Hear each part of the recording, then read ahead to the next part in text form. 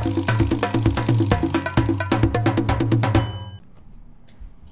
Swastiastu. Selamat berjumpa Sobat Yellow Channel dimanapun Anda berada.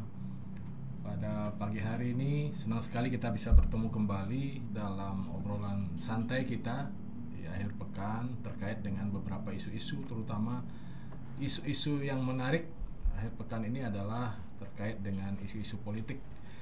Nah, apa saja isu-isu yang hangat ingin kita diskusikan pada saat ini? Saya sudah kedatangan tamu yang luar biasa, narasumber sangat luar biasa. Beliau adalah Dr. Nimaderas Amanda Gelgel. Swastiastu, Bu Ras. Manggilnya Bu Doktor, Bu Ras boleh, Bu Amanda. Ya, boleh. Beliau adalah seorang akademisi di Fakultas Ilmu Sosial dan Politik Universitas Udayana yang selama ini juga sangat sering dan sangat banyak melakukan penelitian dan survei terkait dengan isu-isu politik, terutama di daerah Bali maupun secara nasional. Nah, isu terakhir yang menarik, Bu Amanda, ya. Anda sempat merilis dalam sebuah pertemuan di Kute ya, bahwa kondisi yang cukup harus menjadi perhatian politik sekarang ini adalah terkait dengan tingkat partisipasi generasi Z ya, generasi Z plus generasi milenial menjelang keterlibatan mereka di pemilu serentak 2024. Itu survei apa itu, Bu? Ya, jadi kalau boleh cerita sedikit, jadi survei ini adalah survei hasil kerjasama kami dari fakultas FISIP Unut bersama dengan KPU Provinsi Bali.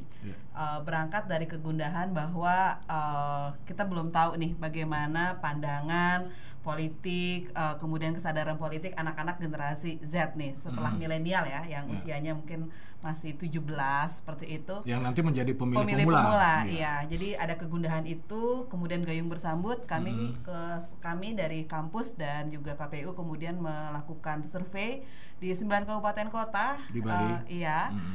Di anak-anak SMA terutama untuk mengetahui bagaimana nih gambarannya. Dan satu hal yang memang menjadi tantangan dan hasil yang cukup membuat kemudian semua pihak ya, tidak hanya dari pihak penyelenggara yaitu KPU, partai politik ataupun masyarakat dan akademisi juga adalah ya ini ada angka yang cukup mengkhawatirkan. Nah, angkanya itu sebenarnya kurang lebih 18% dari dari total responden. Total responden kita anak-anak SMA itu. Pemilih pemula ini 18% itu menyatakan dia tidak tahu apakah dia akan memilih, dan juga bahkan ada yang menyatakan sudah pasti saya tidak akan memilih. Angkanya artinya responden tidak tahu akan memilih atau menyatakan memilih atau tidak tahu pemilunya sendiri 2024. Kalau pengetahuan pemilu mereka tahu ya? Tapi untuk tanggal-tanggalnya pastinya mereka belum cukup paham. Tetapi mereka tahu akan ada pemilu, itu mereka sebagian besar mengetahuinya. Tetapi saat ditanya nih, apabila Anda sekarang pemilu, apakah Anda memilih atau tidak? Apakah Anda menggunakan hak pilih Anda? 15% sekian itu menyatakan dia belum tahu, dia tidak tahu apakah akan memilih atau tidak. Sedangkan hampir 3% menyatakan bahwa tidak memilih. Nah, ini kan angka yang luar biasa ya, mengingat jumlah milenial anak-anak generasi Z ini juga berapa persen sekarang dari komposisi demografi? Kalau Bali datanya mungkin tidak jauh berbeda dengan nasional. Nah, nasional sendiri demografinya sekitar 35-40% seperti itu untuk anak-anak yang generasi Z ini gitu. Jadi kalau misalnya 15% dari 35 tersebut tidak memilih, nah kita dapat bayangkan bagaimana kualitas pemilu kita nanti. Seperti itu. Ya, artinya dalam kondisi seperti itu apa message, artinya yang kesimpulan yang bisa ditarik oleh Bu Ahmad, generasi Z 15% tidak menyatakan belum tahu akan apa, jangankan akan memilih partai A, partai B, untuk menentukan sikap memilih saja belum tentu. Nah, kemudian kita telah lebih lanjut dari hasil ini, kita melakukan FGD dengan mengundang anak-anak SMA tersebut, dan kita mendapatkan insight-insight baru bahwa ternyata kalau kita nih yang tua-tua nih ya berpikir wah jangan-jangan anak muda nih apolitis, wah jangan-jangan anak muda nih tidak percaya dengan sistem, kan kita berpikiran seperti itu nih. Tapi ternyata setelah kita ngobrol panjang dengan mereka, lebih banyak didominasi alasan-alasan teknis kenapa mereka tidak tahu apakah akan memilih atau tidak. Apa saja itu? Contohnya, satu, mereka mengatakan saya nggak tahu caranya milih. Jadi saya takut salah. Gimana caranya milih, takut salah nyoblos, bukan salah memilih siapa, tetapi nyoblosnya takutnya nanti nggak sah atau apa. Nah mereka nggak punya informasi itu. Belum cukup memadai ya. Terima ya. Padahal kan hal itu kan bisa diselesaikan gitu ya. Itu satu. Yang kedua hal sangat teknis. Mereka bicara seperti ini. Mekelo nyanan di Banjar lama nanti katanya di Banjar di TPS duduk nggak jelas nanti lama males gitu. Jadi malah lebih banyak didominasi oleh hal-hal teknis yang sebenarnya itu bisa dipupuk nih selama 1 tahun ke depan untuk kesadaran politik dan juga mungkin juga ada pesan-pesan yang kemudian dibawa oleh pihak penyelenggara seperti cukup 5 menit untuk masa depan Anda misalnya seperti itu. Hal-hal seperti itu. Jadi untuk pertanyaan kenapa tidak memilih bukan alasan-alasan politis atau ideologis di sini. Ternyata lebih banyak alasan-alasan praktis dan teknis gitu. Kurangnya sosialisasi, kurangnya pemahaman mereka tentang pemilu itu sendiri. Iya, dan juga banyak juga yang masih menganggap bahwa tapi ada yang merasa bahwa memilih itu adalah kewajiban. Ini cukup unik gitu kan. Jadi ada yang merasa bahwa dia nggak berani memilih karena takut salah, tapi mereka juga banyak yang malah menyadarinya terbalik bahwa ini kewajiban bukan hak gitu. Ya, tapi menurut Bu Amanda, faktor-faktor apa itu yang membuat mereka sampai segitunya sikapnya, artinya belum menentukan sikap untuk memilih atau tidak dan sebagainya. Jadi kalau boleh kita telah lebih lanjut nih anak-anak kelas 1, kelas 2 ini kan baru dia terbebas ya dari 2,5 tahun terkungkung dengan pandemi gitu. Jadi begitu dia terkungkung dengan pandemi, sumber-sumber informasinya juga sangat terbatas seperti itu, bersamanya dengan teman-teman. Jadi memang jangankan mereka gitu, banyak yang baru menyadari bahwa pemilu seperti apa dan sumber-sumber informasi mereka rata-rata dari medsos ya. Dan kita tahu kalau media sosial, internet itu sistemnya algoritma, apa yang mereka sering baca, apa yang mereka sering lihat, itu saja yang muncul di media-media sosial mereka. Jadi sebenarnya mungkin informasinya sudah mulai digalakkan, tetapi belum sampai ke mereka dalam artian sekarang ini tuntutan dan juga tantangannya adalah media mana nih yang bisa kita gunakan untuk mereka tahu dan baca dan sadar. Ya, tapi tadi Bu Amanda juga bilang menjadikan COVID itu pandemi 2 tahun itu sebagai bagian dari atau salah satu faktor juga. Tapi itu kan faktor yang menimpa semua orang. Memang sepanjang pandemi itu memang tidak banyak kegiatan yang bisa tersosialisasikan. Tapi malah memang di sini kan banyak online dan di gadget-gadget itu memang tapi faktor ini kan juga justru di sisi lain kan mestinya mereka itu lebih care terhadap pemilu ini kan begitu. Masalahnya tadi saya udah bilang bahwa di handphone ini tuh handphone saya sama handphonenya Pak Komang pasti isinya beda nih. Misalnya kita buka Google aja pakai satu kata misalnya apa, kan? Pemilu gitu kan. Hasilnya saya sama Pak Mang pasti berbeda. Bukannya kenapa-napa nih, bukannya Google pilih kasih, enggak, tapi ini ada namanya artificial intelligence AI yang berpikir bahwa mereka mencatat kegemaran kita apa. Jadi kalau misalnya nih saya buka Piala Dunia nih misalnya, saya misalnya ngefansnya sama Spanyol atau apa, pasti lebih banyak ada beritanya tentang Spanyol dibandingkan misalnya itu Brasil ya, Bapak Brasil atau siapa. Nah seperti itu. Nah anak muda juga kayak gitu. Jadi selama mereka di pandemi, mereka mungkin buka TikToknya, buka Instagramnya atau konten-konten YouTube-nya tuh mereka lebih banyak misalnya konten-konten yang sifatnya menghibur aja gitu. Jadi jarang nih buka yang politik langsung di scroll. Jadi ya, nah jadi si internet ini merekam, oh anak ini nggak suka politik nih. Jadi dikasih isu-isu yang itu aja. Nah, jadi informasi itu beredar tapi belum tentu mampir ke HP-nya mereka gitu karena kebiasaannya sendiri. Tapi sebelum kita mengkambing hitamkan IT nih ya, mengkambing hitamkan gadget ini sebagai salah satu faktor ya. Adakah faktor-faktor lain? Contohnya misalnya habit mereka, kebiasaan mereka di rumah, kemudian hubungan komunikasi teman-temannya di sekolah, atau jangan-jangan sistem pendidikan atau sistem di dalam pergaulan sosial yang ada sekarang itu justru berpengaruh juga mungkin, atau mereka melihat cerita-cerita atau kisah-kisah tentang politik itu di masa lalu bagaimana, yang kemarin bagaimana, saat ini bagaimana, ada variabel atau faktor itu juga. Kalau kita bicara kembali ke survei ya Pak, jadi kalau kita tanya apakah Anda membicarakan politik bersama teman, sebagian besar menyatakan tidak. Sebagian besar atau hampir artinya dia menyatakan bahwa begitu. Mereka kalaupun ngobrol tentang politik nih sama teman-temannya yang seumuran, dibawa bercanda aja. Jadi tidak dalam, jadi hanya buat bercanda. Dan politik bagi mereka bisa kita tanya, isu politik apa nih yang Anda tahu selama ini atau dalam waktu dekat ini? Jawabannya lebih kepada hukum, pelanggaran-pelanggaran hukum yang lagi heboh gitu kan, seperti atau kasus Sambo. Nah itu jawaban mereka. Sebenarnya itu bukan politik yang gitu. Pure ya, bukan ya seperti itu. Jadi mereka pikir itu. Nah tapi yang cukup unik adalah ternyata mereka ini membicarakan politik bersama keluarga. Ini khusus ini karena dengan teman tidak, tapi dengan keluarganya ya. Jadi katanya sama keluarga, bapaknya atau kakeknya tuh masih sering ngobrol gitu. Misalnya di Balai Dangir atau sambil membalik gitu, mereka sering dikasih tahu tentang politiknya itu dari keluarga bahkan. Ini yang cukup unik ya. Ini cukup uniknya di Bali. Saya tidak tahu apakah terjadi di tempat lain, tapi hal-hal seperti ini menjadi cukup unik dan cukup wah ternyata faktor-faktor tradisional ini ternyata masih berpengaruh di mereka gitu. Yang cukup uniknya lagi mereka bilang bahwa kita kan juga tanya nih, kalau kita mau ada pesan-pesan politik untuk pemilu, kesadaran itu lewat mana? Apakah mereka udah tidak nonton TV nih? Yakin mereka benar-benar sudah tidak tahu? Juga enggak, kan? Bentuk koran, kadang mereka yang panjang apa yang kotakan bu gitu kan. Nah itu mereka udah tidak begitu familiar gitu. Tapi begitu kita tanya, misalnya kalau ada informasi tentang pemilu, apakah juga masih ada di televisi? Mereka bilang iya, penting. Karena apa? Untuk orang tuanya.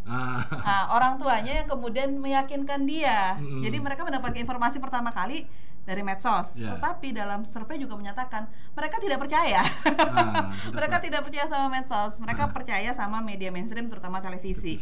Tetapi saat tidak lagi menonton televisi, otomatis mereka misalnya dia ngobrol sama orang tuanya yang bilang, ada di TV nak orang keto misalnya seperti di TV ada beritanya, di TV tadi bilang seperti ini, mereka akan lebih percaya. Gitu. Makanya yang unik tadi tuh Bu Amanda, transformasi informasinya justru mereka tertarik untuk membuka politik, untuk memberitahukan kepada orang tuanya, kemudian orang tuanya mengkonfirmasi kepada anaknya, sehingga di Bali ini memang terjadi diskusi. Di keluarga justru, bukan di lingkungan hubungan sosial mereka dengan teman-teman atau di kampus atau di sekolah. Walaupun hanya bercanda, mereka tuh tidak pernah terlalu serius berbicara tentang politik. Nah, jadi dari kondisi itu, kira ada sesuatu yang fenomena apa kita lihat sekarang, dan bagaimana itu cara menjadi solusi mengatasi teman-teman itu, khususnya mungkin Bang Rika, obrolan kita juga didengar oleh teman-teman politisi. Nanti itu gimana memformulasikan sehingga generasi Z kita tidak begitu gitu. Gimana itu Mbak? Sebenarnya generasi Z ini dia itu dengan kalau boleh saya bilang, mereka ini sadar kok secara politik. Mereka sadar bahwa misalnya kita juga bertanya ya. Jadi apabila Anda memilih, alasan apa yang menyebabkan Anda memilih gitu. Ternyata mereka memilih untuk apa? Untuk mereka tahu bahwa memilih membawa perubahan. Jadi hal seperti itu. Bahkan kita juga nanya nih, hal-hal yang sangat bercanda atau sangat milenial lah, atau sangat containable gitu kan. Jadi misalnya, apakah Anda memilih hanya buat bikin status gitu kan? Ya saya memilih dengan ini gitu kan. Ada yang menyatakan iya, motivasinya ada yang seperti itu. Jadi kalau pendekatan buat anak-anak ini tuh sangat beragam, karena mereka juga punya karakteristik yang sangat-sangat berbeda. Kadang dengan pendekatan-pendekatan yang sangat teknis, yang praktis seperti itu, untuk mendapatkan diskon di beberapa tempat. Ada yang menyatakan iya saya milih untuk dapat diskon gitu. Ada Pak. Jadi memang menjadi PR yang sangat luar biasa. Tetapi untuk pertama adalah menyadarkan terlebih dahulu bahwa suara mereka berarti. Adakah faktor dari sistem politik atau sistem pendidikan kita ya, barangkali jika itu sosialisasi dilakukan kepada mereka generasi Z di sekolahnya, barangkali masih ada kalangan tertentu, apakah itu di sektor pendidikan sendiri atau dari infrastruktur politiknya, jika dilakukan di sekolah nanti dianggap mempolitisasi lingkungan sekolah, atau politik masuk sekolah misalnya, atau politik masuk kampus. Padahal di sisi lain kan kebutuhannya bagaimana memberikan mereka penyadaran politik bahwa pemilu itu adalah penting ya, dan mereka harus berpartisipasi sebagai bagian dari pemilih yang mempunyai hak untuk hak pilih untuk digunakan pada saatnya gitu. Nah, saya setuju nih Pak Mang dengan Bapak bahwa ini sudah pada di posisi sebaiknya nih anak-anak Z ini tidak lagi diposisikan sebagai mereka yang sangat pasif. Jadi anak-anak Z ini, anak-anak SMA, anak-anak kuliah semester 1 ini diharapkan mereka itu juga mulai ikut berperan. Jadi kita ajak mereka bahwa mereka harus menyadarkan temannya sendiri. Jadi kalau kayak kita tanya ya, mereka follow influencer nggak misalnya gitu, mereka ternyata tidak follow influencer loh Pak. Mereka tidak follow influencer, dia nggak tahu para selebgramnya itu siapa gitu. Mereka saling follow temannya. Jadi menjadi menarik apabila kita kemudian mengingatkan dan mengajak anak-anak muda ini, tetapi dari suara mereka. Jadi anak-anak muda ini kemudian kita cari mereka yang sudah memiliki kesadaran untuk mengajak teman-temannya. Karena kalau kita yang bicara, mereka mental, kita tuh mental di mereka itu. Tapi apa kan sih bisa dijadikan gitu kan? Salah satu dari mereka sebagai influencer untuk bisa sesama temannya kemudian mensosialisasikan isu-isu politik. Itu memang salah satu juga rekomendasi dari kami bahwa masuklah ke teman-temannya. Jadi masuk ke lingkaran-lingkaran yang lebih kecil. Jadi jangan kita tahu bahwa negara ini kadang punya dana untuk bayar influencer tinggi gitu ya. Nah, kadang kita juga kemudian menjadi sebuah rencana penelitian yang cukup menarik. Apakah memang influencer ini benar-benar berpengaruh gitu kan ya? Nah, apakah ternyata pakai jalur-jalur sistem komunikasi yang lebih tradisional, yang lebih kliknya lebih kecil-kecil akan jauh lebih efektif dibandingkan dengan satu ke banyak gitu. Tapi faktanya anak-anak sekolah ini atau generasi Z itu kan memang mereka lebih banyak pergaulannya di lingkungan sekolah dan di luar sekolah, tetapi sesama teman-teman. Ada nggak resistensi seandainya lembaga penyelenggara pemilu atau lembaga partai politiknya melakukan sosialisasi sekolah? Ada resistensi ataukah itu mereka lingkungan sekolahnya sendiri yang sensi, artinya wah ini anak-anak mau dipolitisir dan sebagainya? Sebenarnya kalau misalnya penyelenggara KPU mereka baik-baik aja, karena saat survei ini juga dilakukan KPU ke sekolah-sekolah pada saat MPLS. Nah, sekolah terbuka untuk itu, tetapi kayaknya untuk partai mereka tidak akan. Karena terlalu resikonya berat. Baik buat sekolah maupun buat partainya. Nanti yang kena malah balik ke partainya, nih partai malah mendapatkan image-image yang negatif gitu. Tapi kalau bergandengan bersama penyelenggara, misalnya partai politik itu melakukan, asal semuanya ikut.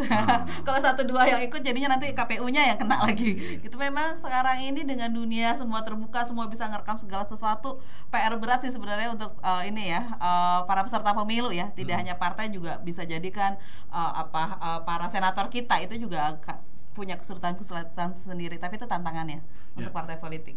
Kembali ke soal survei tadi, Mbak Amanda. Kali dari karakteristik pemilih yang memang di listing di survei itu bisa dibedakan nggak secara geografis, misalnya anak-anak di Denpasar, anggaplah di perkotaan, kemudian anak-anak di pelosok Karangasem, anak-anak di Bangli, di Buleleng, Singaraja dan sebagainya. Ada nggak spesifik, artinya perbedaan yang membedakan mereka, walaupun secara keseluruhan kesimpulan dari survei ini adalah generasi Z belum menentukan sikap memilih atau tidak pada pemilu 24. Jadi angka ada nih. Jadi memang ada, bukan ada, maksudnya ada beberapa angka yang cukup rendah untuk kayak kesadaran pemilu, terus mengetahui apa itu KPU dan yang lainnya. Ini cukup uniknya angka yang rendah itu ada di kota Denpasar. Oh, malah begitu ya? Dan di Klungkung. Jadi kita tidak bisa bilang bahwa urban dan rural, kota dan desa nih. Jadi dia misalnya kota lebih paham, desa tidak. Ternyata nggak seperti itu. Di kota sendiri kita bahkan nih Denpasar, kita juga wah nih Denpasar ada apa. Jadi anak-anak mudanya di Denpasar angkanya dibandingkan seluruh kabupaten yang lain di Bali, dia lebih rendah kecuali dengan Klungkung. Itu menurut indikator yang dipakai oleh lembaga surveinya, itu kira-kira faktor apa? Justru yang di kota begitu, Jadi dari pertanyaan kita tanya apakah Anda akan memilih, kemudian apakah Anda kesadarannya bagaimana, seperti itu. Terus kemudian apakah Anda mengetahui cukup tentang pemilu segala macam. Denpasar cukup rendah dan Klungkung cukup rendah. Kalau Klungkung mungkin permasalahannya adalah geografis ya. Karena kan ada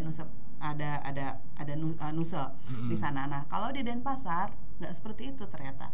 Jadi kalau kita berpikir adalah analisis kita ya, hipotesis sementara kita adalah karena kesibukan dan juga lebih dia apolitis, bukan sih apolitis, tapi mereka lebih banyak yang punya kesibukan, kemudian punya pemikiran yang berbeda segala macam itu di Denpasar. Beda kasusnya dengan di Klungkung gitu.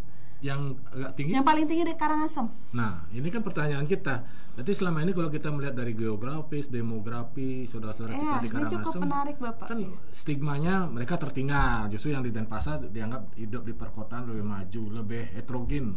Justru di Karangasem ya kita anggap lebih homogen lah. Struktur sosial siswa-siswa ini dan masyarakat sosial. Nah itu lagi nih pertanyaannya, kenapa sampai begitu kan? Kalau pertama sih saya bilangnya selamat dulu kepada KPU Karangasem ya.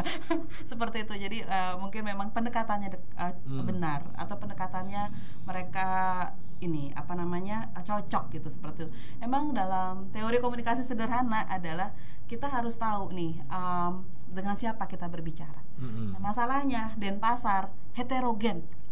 Jadi kalau misalnya KPU di Karangasem mereka bisa dengan model yang sama bicara dengan semua SMA. Tetapi untuk di Denpasar dengan heterogenitas yang luar biasa ini tidak bisa dengan satu cara atau tidak bisa dengan satu model bicara dengan satu SMA, pasti akan berbeda. Nah ini menjadi PR sih, itu sih yang kita lihat caranya, pendekatannya pasti diminta akan berbeda, tantangannya di situ. Kalau dikorelasikan dengan kondisi lembaga pendidikan itu sendiri, katakanlah selama ini kan rata-rata ketika memilih sekolah favorit, sekolah berprestasi dengan kelulusan tinggi, nilai akademik tinggi, barangkali selama ini scoring yang dilakukan oleh lembaga terkait itu pasti Denpasar yang sering unggul kan. Justru di daerah-daerah seperti Karangasem, Bangli dan sebagainya itu dalam posisi-posisi terbawah. Nah ini korelasinya bagaimana? Jadi unggul di akademik ternyata tidak tinggi amat tingkat pemahaman mereka tentang politik, apalagi partisipasi pemilu kan begitu. Ada angka korelasi yang seperti itu? Tapi saya melihat agak berbeda ya Pak Komang. Tapi saya lihat yang memiliki kecerdasan ini bukan hanya Denpasar kok Pak. Bangli itu luar biasa. Karangasem itu luar biasa. Anak-anak unggulannya itu luar biasa. Saya dunia kampus Pak. Jadi saya tahu nih, ini anak dari mana, dulu SMA-nya di mana. Mereka memilih, kita tidak bisa memandang nih. Nggak bisa memang geografis. Mungkin kesempatan saja yang mereka tidak seluas yang anak-anak yang ada di kota. Informasinya dia tidak tahu ada lomba apa, atau lombanya memang karena beradanya di kota Denpasar sehingga anak-anak itu tidak punya kesempatan, tidak punya biaya, akomodasi dan yang lainnya. Tetapi untuk dalam pemikiran, cara berpikir, kemudian kecerdasan mereka tidak kalah. Gitu sih. Nah, kemudian rekomendasinya, Pak Amanda, rekomendasi dari survei ini, dari hasil survei ini untuk kedepannya bagi lembaga penyelenggara pemilu, bagi partai politik peserta pemilu, dan bagi masyarakat sebagai pemilih. Rekomendasinya apa yang di garis bawah yang bisa kita rekomendasikan kepada mereka? Kalau kemarin kepada KPU kita sudah bikinkan strategi komunikasi. Jadi sepatutnya siapa yang harus berbicara, kemudian medianya pakai media apa, kemudian bagaimana caranya. Kami sudah memberikan rekomendasi itu kepada KPU. Nah kalau untuk partai politik yang terpenting itu adalah PR besar memang hanya di partai politik ini. PR besar bagaimana karena untuk masuk agak susah karena apa-apa berbau partai itu udah mungkin kita ke serem gitu kan. Sekolah tidak mungkin seperti itu. Cara satu-satunya bermain ya tetap di sini Pak. Media sosial ya. Media sosial karena saya bukannya gimana ya Pak, tapi belum ada aturan yang sangat rigid untuk di media sosial. Gitu. Untuk keuangan sudah ada, untuk pasang-pasang baliho sudah ada, gitu kan. Bagaimana pertemuan dengan orang banyak sudah ada, tetapi kalau di sini dia belum ada, belum cukup rigid ya. Sudah ada tapi tidak terlalu rigid seperti itu, tidak terlalu tidak terlalu detail seperti itu. Permainannya di sini, tetapi kemudian harus berani bertarung dalam artian kalau kita berani bermain di sini, kita harus berani juga untuk ini. Habis-habisan. Dalam artian, dalam artian kalau kita nggak boleh pencitraan karena pencitraan kelihatan seperti itu. Kemudian kita juga harus siap apabila diserang, gitu kan. Jadi bahkan siapa nih misalnya politisi-politisi itu sekarang tidak hanya di Indonesia, di luar negeri itu bahkan mereka sudah punya tim khusus untuk adminin mereka gitu. Karena itu harus punya konsistensi yang luar biasa dan yang lainnya untuk nyari anak-anak milenial dan anak-anak Z. Ini. Artinya rekomendasinya lebih kepada ini ya Pak ya. Rekomendasi ini terus kalau jaringan-jaringan kalau di Bali nih ya, kalau di Bali itu kan jaringan masih sangat kuat. Opinion leader itu untuk masyarakat tradisional untuk di Bali itu masih sangat kuat. Saya masih bisa melihat ada orang datang ke rumah orang lain untuk bertanya, siapa yang sebaiknya saya pilih. Itu masih terjadi di Bali. Nah, jadi jangan lupa bahwa karakternya untuk pendekatan ke setiap pemilih itu beda-beda, tergantung dari karakternya mereka apa. Anak baby boomers, bukan anak lagi ya. Udah. Peka dadong-dadong baby boomers ini pendekatannya beda dia. Dia lebih suka dideketin personal seperti itu. Kalau ini ya nggak ada gitu. Jadi yang terpenting adalah memahami siapa yang mau Anda tuju. Buatlah tim yang kuat di semua di semua lini seperti itu. Dan untuk pemilih, saya yakin pada saatnya nanti kalau di Bali jumlah pemilih itu tetap tinggi dibandingkan suara nasional. Oh ya, Mbak, mana satu lagi yang kita kan sebanyak merekomendasi ke sini semua. Terus bagaimana respon mereka terhadap alat peraga kampanye yang lain-lainnya? Ya, walaupun kemarin-kemarin kan banyak yang pasang baliho, spanduk di jalan, billboard. Nah, kalau boleh saya rekomendasiin, nggak apa-apa pakai spanduk, tapi kasih QR code misalnya di spanduk itu. Ingin tahu tentang ini langsung bisa di-scan di situ. Jadi dia hanya mediator. Jadi kan dia suka iseng apa ya gitu. Kadang bisa di-trigger juga gitu kan. Jadi QR code dipasang. Jadi dan itu kalau bisa di tempat yang memang dia memang harus sepatutnya berhenti gitu ya. Nah itu, jadi dia boleh dipasang untuk awareness, tetapi sebutkan ini mediatornya kemana nih gitu. Jadi, kalau kita klik entah ke WA-nya, kita klik entah ke websitenya, klik entah kemana. Jadi itu. Jadi baliho itu kemudian menjadi mediator yang sesungguhnya. Iya. Gitu. Tidak perlu wajah calegnya bukan dipasang nggak apa-apa ada wajah calegnya, tapi di bawahnya kalau dulu saya suka bahagia kalau saya di depannya ada nomor WA-nya nih, jadi kita bisa komunikasi. Nah kalau sekarang langsung QR code, nanti kelihatan ininya siapa, ada profilnya. Itu anak muda banget kalau kayak gitu. Jadi daripada gambar doang gitu, wah ada QR code menarik gitu kan. Nomor HP-nya udah bisa dihubungi. Iya kayak gitu. Nah yang berikutnya begitu ada nomor HP, kalau bisa dikontak tolong dibalas, jangan didiamkan. Iya. Oke, Mbak Ana, terima kasih. Ternyata rekomendasi itu sekaligus solusi juga bagi penyelenggara, bagi partai politik dan juga bagi masyarakat untuk menentukan sikap, meningkatkan tingkat partisipasi pada pemilu 2024 yang akan datang. Asik diskusinya, waktunya ya yang membatasi kita, tapi isunya kan kesempatan lain juga Mbak Amanda akan kita diskusikan lagi masalah-masalah yang lain. Baik teman-teman Yellow Channel dimanapun Anda berada, demikian diskusi bebas dan santai kita dengan Ibu Dr. Ras Amanda Gelgel dari Akademisi Fakultas Ilmu Sosial Politik Universitas Udayana. Pada saat ini hadir studio untuk diskusi kita yang sangat menarik ini. Jangan lupa teman-teman untuk like, subscribe Yellow Channel Bali untuk kita semua. Sampai jumpa pada kesempatan berikut. Om Santi Santi Santi Om. Terima kasih.